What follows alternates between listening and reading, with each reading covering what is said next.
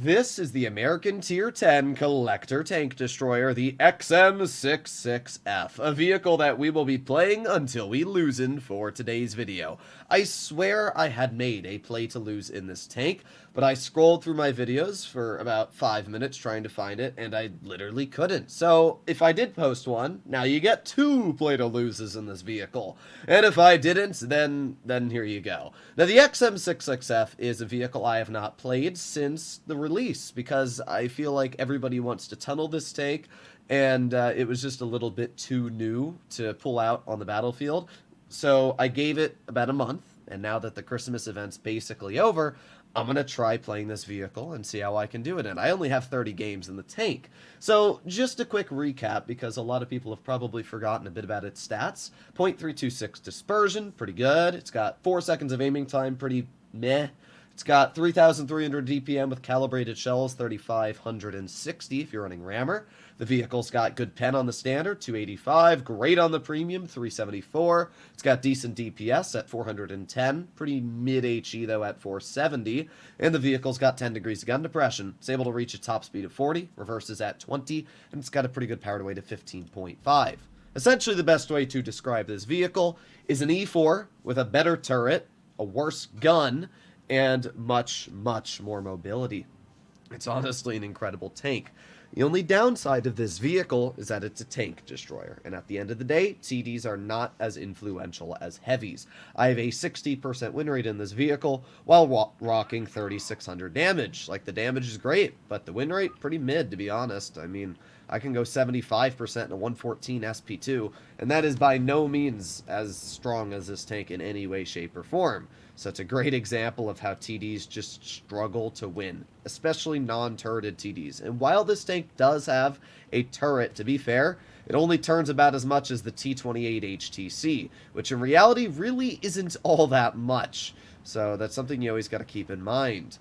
Alright, let's see. Is that KPZ going to go for it? If he does... bonk. There you go. Nice 423 damage shot into his vehicle. Now, this is definitely a good map to get the XM on, because I can hopefully just get hull down against the AMX here and miss flat in the open, because that's my RNG. Okay, good. That guy gets bonked. Let's see. 50B. There you go. Nice show. Thank you. Let's put on my adrenaline at this point. If the 50B wants to go, he's going to get it. There you go. 2 shots into that tank. And let's see. We got the AMX. We got the IS-7. Where did we get penned? Ah, he hits me in the only weak spot really on this tank. Ah, classic 183. Shoots Hesh, rolls 500. This is why TDs do struggle, though, a bit. Because at the end of the day, I have the same HP as a tank destroyer. So I'm already down half my health because of 1 penning shell and a HE that doesn't even pen from the enemy 183. Thankfully, I'm skilled enough to counter this by just getting out shells into my opponents. So let's see, we got the minnow in the back. There you go, easy shell into the minnow. We're up to 3,200 damage already, so it's not like we're doing bad here. Let's see, I'm going to pull up, and we're going to aim it on the minnow. There you go, nice shell for 358. We reload again, and is the E3 going to finish off the minnow? He does. Nice. Okay. Now we're going to move on up ourselves. We're going to push wide. Hopefully we can dig the AMX out, or maybe the IS-7, because he is showing me his lower plate. He pens us through the gun mantlet. Yeah, that vehicle does have decent APCR pen, obviously, after the changes, because it can actually go through the mantlet as it doesn't shoot premium heat. It's not a huge problem because the vehicle has so much DPM, but it definitely could be a problem against certain tank types.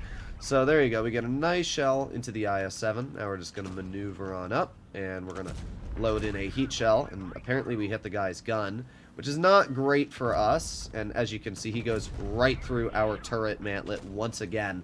Thankfully, we have more DPM than the IS-7, so we're just going to aim it on the corner, and there you go. That works too. Alright, so the AMX is getting rushed, so all that's left really that I could shoot is the 50B, so we're going to push up here. I'm expecting... oh, okay, well, we spotted him, but it was way after I wanted him to actually be spotted. Alright, well, the AMX M4 is dead, so we're just going to push over here. The 50B actually has 380 damage per shot, so it shouldn't be able to kill me in the first shell. Let's aim it on the 50B. There you go. Nice 378. And the Minnow's going to get a nice bonk out. And the 50B shoots me. And he's dead. There you go. Alright, pretty good first game. Definitely a good showcase that this vehicle is not impervious. It has weak spots. You can pen it through the mantlet if you have enough pen. You can shoot it on the little corner next to the mantlet. And you can just fire HE if you're in a 183 and apparently take off 1/4 of my health. But hey, we still did 5,200 damage and we still aced the vehicle. So it's a great example of, yeah, it's got weaknesses, but the DPM is so darn good on this tank. The mobility is so great and the pen is fantastic that even with these weaknesses, the vehicle is an absolute baller. So, first game, not too bad. Here we are, second battle. Let's see. We got not many heavies, to be honest. I mean, they do have a Type 60 1895 and Kranvan, but it's not like that many heavies, to be honest. Honestly, I might go medium side. Yeah, I'm gonna go medium side because our E75 is already heading over towards medium side. I'm a tank destroyer, so I don't need to drive towards heavy side. I'm not obligated to, nor do I have to. So, yeah, we're just going to head over towards the meds, and we're going to see if we can get some farm. They have a 62A and 200 LT, and the fact that we can go 40, again, is kind of crazy. Not really sure what our STB is doing. Bro, you got 11 degrees of gun depression, and there's a bush 2 feet in front of you. But, nah, why would you spot their mediums pushing up? Nah, just let them get up there scot-free, bro. It's crazy. It's actually crazy. Alright, well, we're about to lose, oh, I was about to say a lot of our health. Thankfully, the 268 managed to bounce us, which is actually pretty lucky, I'm going to be honest. Alright, well, there you go. Nice shell into the enemy 268 once. Got our adrenaline on, and looks like the 268 doesn't want to fight us anymore. How surprising. Well, we're just going to drive on over. Oh, boy, and we just lost all of our health. Well, that's incredible. I did not realize that the girl could shoot us from that angular. That's unfortunate. Our STB went AFK. Well, this might be our loss right here, ladies and gents. I don't even know what to say about it. Like, what am I supposed to do when our STB goes AFK? The vehicle that has enough gun depression to work this spot. That's crazy, bro. That's crazy. Well, I'm going to go to mid, help out the E3, because that's the player who really needs help right now. At least the E3 gets a pen out, but a pretty lame pen at that. Barely even does any damage. Alright, let's aim it on the Type 68. There you go. Nice shot. 382. But now, we got the 200 on our side, but I'm not going to worry too much about that. Got to get another pen into the Type 68. Just going to back up to a point where that 200 is going to struggle to pen me. But now we got the 62A off to the side as well. There you go. At least we get a pen into the 62A. Let's see. We got the 200 LT rolling off to the rear of my teammate. We're just going to back on up. We're going to make sure that this 200's in a bit of pain. There you go. We got one shell into his vehicle.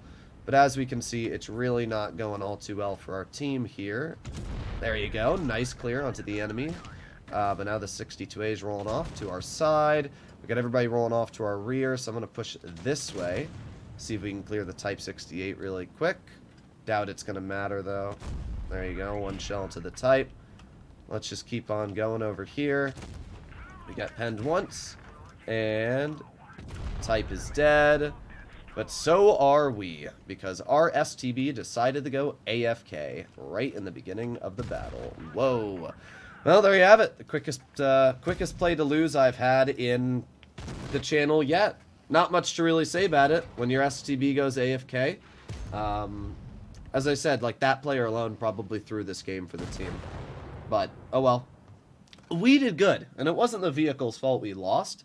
So, it's not really like a disappointing play to lose in that aspect. It's just a classic team. Yeah, 3,800 damage, 1,200 blocked. But, I mean, what am I supposed to do when I have a 61%er who goes AFK, an IS-7 who does 450? I mean, it's just very unfortunate.